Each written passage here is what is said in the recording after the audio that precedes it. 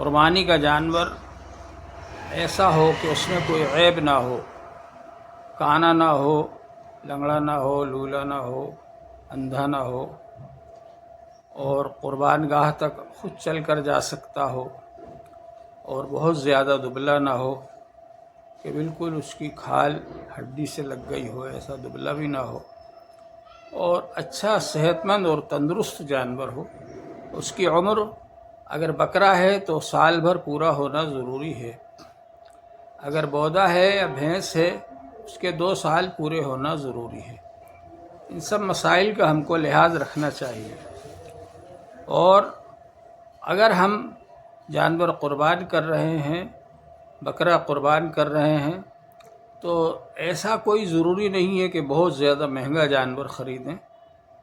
اور اس کے بارے میں شہرت کریں کہ صاحب وہ جانور بہت اچھا ہے اور یہ کھاتا ہے وہ کھاتا ہے اور اتنا مہنگا ہے۔ اخلاص کے ساتھ قربانی کریں، اس کے شرائط کے مطابق، شریعت کے شرائط کے مطابق، قربانی کی شرائط کے مطابق جو جانور مل جائے، اس کا سال بھر پورا ہو چکا ہو اور تندرست ہو، صحت مند ہو، اس کو قربان کر سکتے ہیں آپ۔ کہ حضور صلی اللہ علیہ وسلم نے خسی مینڈھوں کی قربانی کی ہے، خسی دمبوں کی قربانی کی ہے، تو خسی مینڈھا یا خسی بکرا قربان کرنا افضل ہے۔ اور اس کا بھی ہم کو لحاظ رکھنا چاہیے کہ ہم ان دنوں کے اندر قربانی کر دیں۔ پہلا دن ہے اس کا ثواب زیادہ ہے، اس کے بعد دوسرے دن، پھر تیسرے دن، ان 3 دنوں کے اندر ہم قربانی کر دیں۔ 12 تاریخ کی عصر کے بعد تک آپ قربانی کر سکتے ہیں۔ اگر 12 تاریخ کو مغرب کا وقت شروع ہو جائے گا تو قربانی کا وقت ختم ہو جائے گا، اس کا بھی لحاظ رکھنا ضروری ہے۔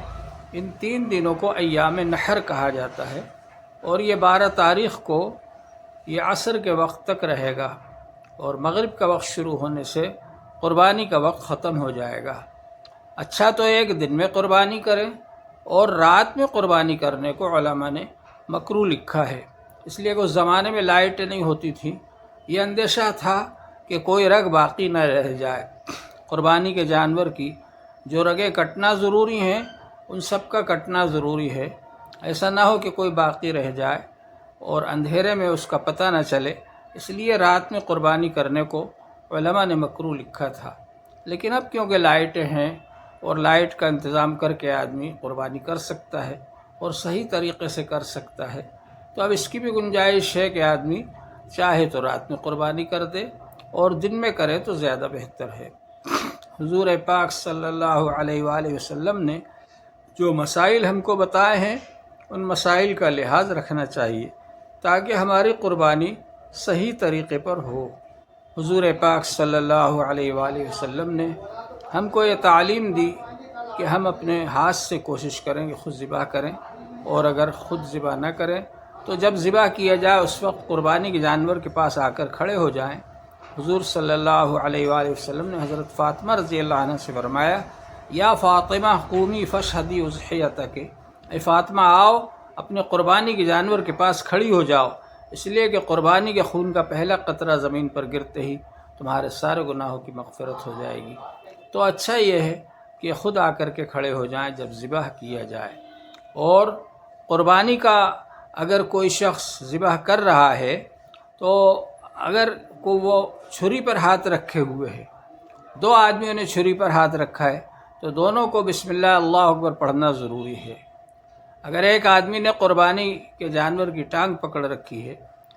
یا سر پکڑ رکھا ہے تو اس کے لیے ضروری نہیں کہ وہ بسم اللہ اللہ اکبر پڑھے، لیکن جو چھری چلا رہا ہے اور ذبح کر رہا ہے اس کے لیے ضروری ہے کہ بسم اللہ اللہ اکبر پڑھے۔ اگر 2 یا 2 سے زیادہ آدمی اس چھری پر ہاتھ رکھے ہوئے ہیں جس سے ذبح کیا جا رہا ہے تو ان لوگوں کو سب کو بسم اللہ اللہ اکبر پڑھنا ضروری ہے۔ ان مسائل کا بھی ہم کو لحاظ رکھنا چاہیے۔